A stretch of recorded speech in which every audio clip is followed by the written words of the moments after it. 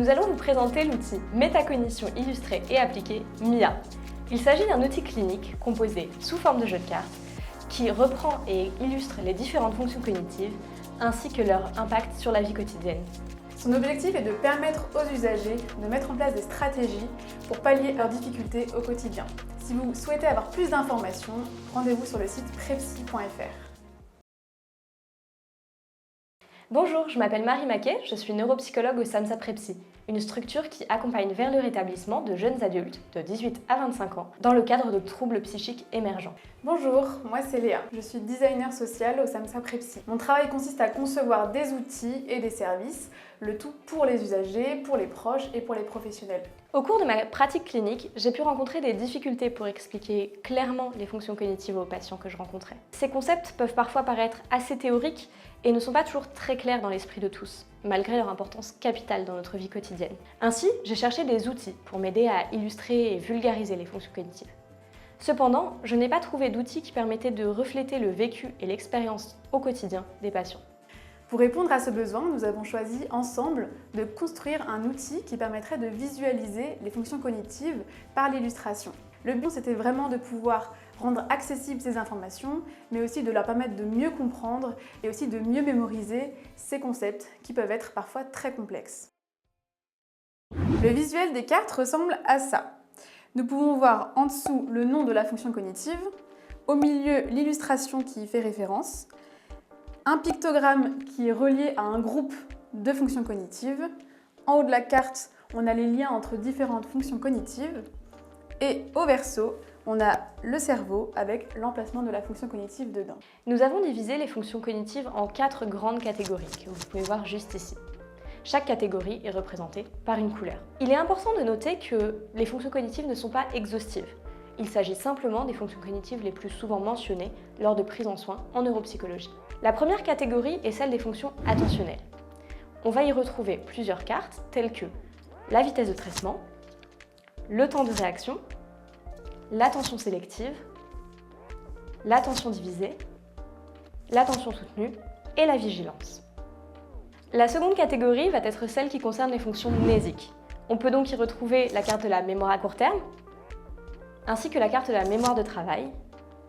Et pour la mémoire à long terme, nous avons une carte décrivant son fonctionnement, un peu vulgarisé, et les différents types de mémoire à long terme, tels que la mémoire à long terme épisodique, sémantique, autobiographique, procédurale et prospective. La troisième catégorie va concerner les fonctions exécutives. Dans cette catégorie, nous allons par exemple retrouver l'inhibition perceptuelle, verbale et motrice, la flexibilité spontanée ou réactive, l'initiation, qu'elle soit verbale ou comportementale, ainsi que l'organisation et la planification. Enfin, la quatrième et dernière catégorie concerne la cognition sociale ou cognition chaude. On y retrouve la carte de la reconnaissance d'émotions verbales, de la reconnaissance d'émotions non verbales, de la compréhension des situations sociales, de la théorie de l'esprit et de l'attribution à des facteurs externes, à des facteurs internes situationnels et à des facteurs internes incontrôlables. En plus de cela, nous avons également fait des flyers récapitulatifs avec les différentes illustrations. Il y a aussi un petit lexique qui reprend les termes un peu plus spécifiques et un peu plus complexes pour les définir. Pour rendre l'outil MIA le plus accessible et adapté possible et arriver à la version que Marie vient de vous présenter, nous sommes passés par différentes étapes. Dans un premier temps, on a pu concevoir l'outil, notamment au niveau du contenu, mais également du graphisme et des illustrations. Cette première version a pu être testée avec une neuropsychologue et des usagers. Grâce à leur retour, on a pu améliorer la version et créer une version 2 qui a elle-même été testée avec des usagers, mais également cette fois-ci avec des professionnels. Tout ce cheminement nous a permis de créer un outil qui est réellement adapté aux besoins des usagers.